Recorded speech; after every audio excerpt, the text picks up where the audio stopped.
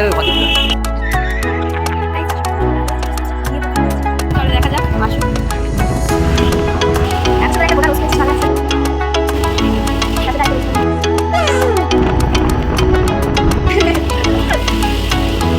মেয়েদের সাথে আসা মানে শুধু ঘোরা।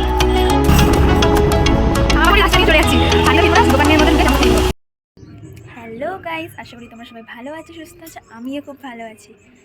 সামনেই সরস্বতী পুজো। সরস্বতী পুজোর এখনও কিছুই প্ল্যান করিনি। আগের বছর তো শাড়িই কিনিনি, তো এই বছর হঠাৎ করে যাই হাসি পাচ্ছে ভেবে হঠাৎ করে ও ফোন করে বললো যে চল যাবো। কোথায় যাব?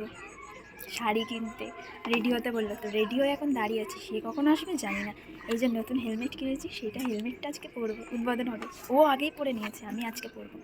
তো যাই হোক, চলো দেখা যাক, ব্লগটা দেখতে থাকো। গত আধ ঘন্টারও বেশি হয়ে গেছে আমি আমার সব কাজ সেরে আমি রেডি হয়ে দাঁড়িয়ে আছি, কিন্তু সেই সাহেবের এখনও দেখা নেই।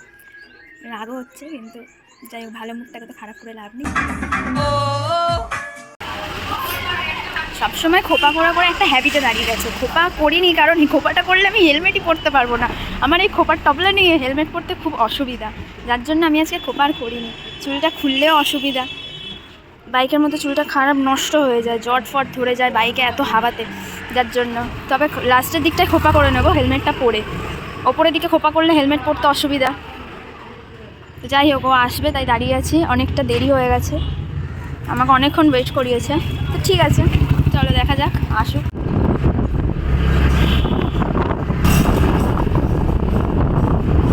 হেলমেটটাও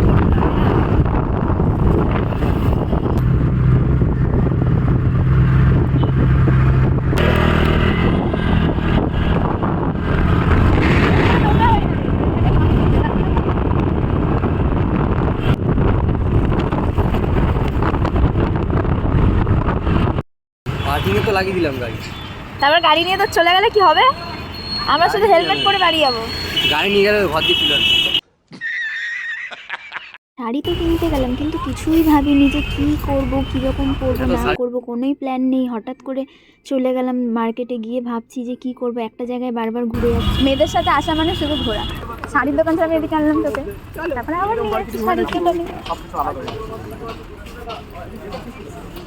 অনেকক্ষণ একটা জায়গায় রাউন্ড মেরে তারপর আমি একটা দোকানে দাঁড়ালাম। এই দোকানটা থেকেই আমি লাস্টে একটা শাড়ি চয়েস করে নিলাম। আমি তো শাড়ি কিনলাম, তুই কিছু কিনবি না? টাইম নিয়ে গেছি আমার। এখন নিলে কি আর হবে? ওর জন্য একটা শার্ট আর প্যান্ট নিয়েছিলাম আগে, তো পাঞ্জাবিটা ও বলছে পরবে না, তার জন্য। শাড়িটা ভালো, আমাকে ভালো লাগবে কিনা সন্দেহ আছে। কিছু জিজ্ঞেস করলে সবসময় জানি নাই বলে। ওকে আমি কানে কানে জিজ্ঞেস করছিলাম যে শাড়িটা ভালো লাগবে তো, তোর পছন্দ হয়েছে তো? ও বলছে তোর পছন্দ হলেই হবে, আমি কি করব? ওর মনে হয় যে আমাকে সামনে নিয়ে গিয়ে জিনিস কিনালে বেশি ভালো হবে, কারণ আমার পছন্দর ব্যাপার আছে। এখানে দেখো, হেলমেটটার জন্য আমার গাল দুটো পুরো চেপে গেছে। তারপর আসার পথে এসিলে যাবো ভেবেছিলাম, কিন্তু সেটার টাইম আর আমাদের হাতে ছিল না। কি রে, happy rose day. Rose day? হ্যাঁ, রাতের বেলা বলে এখন ভুলে গেছে। তুই তো আমার রোজ।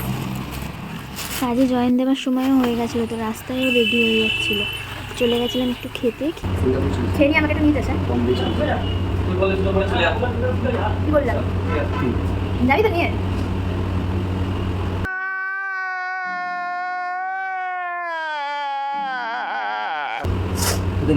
একটা জায়গায় সামনে, বেশি কোথাও যাবো না, 2 মিনিটের কাজ, যাবো চলে আসবো, আবার বাড়ি চলে যাবো। এত সুন্দর একটা গোটা রোজ পেয়েছিস, ভালো লাগছে। আচ্ছা টাইম তো রোজ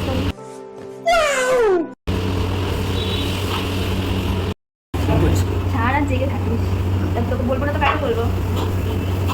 ঘুমাবি?